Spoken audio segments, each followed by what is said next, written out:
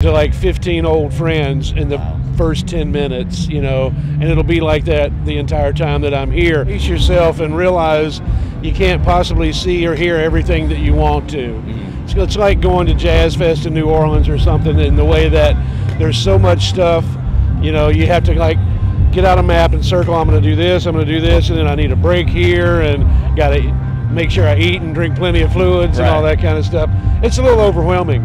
But there's so much great music, and you can discover music that maybe you've heard about but never had a chance to experience live. And, you know, so the artists are here for the same reason, to turn people on to their music. So, you know, it's a win-win situation, but it's a lot to digest. You've been here since, you know, the very beginnings of this. In the beginning, it was a little more geared around jam bands.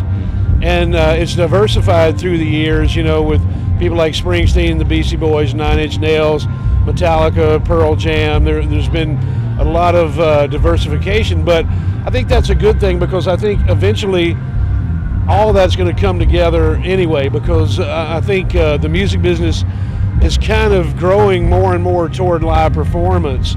So the bands that can really perform live are the ones that are going to be in demand.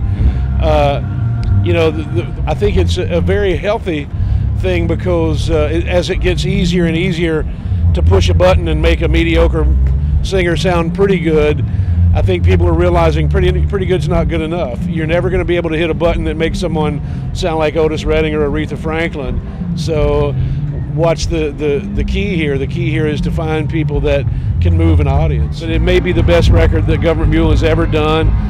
We have Billy Gibbons from ZZ Top guesting on the opening track, which just turned out amazing.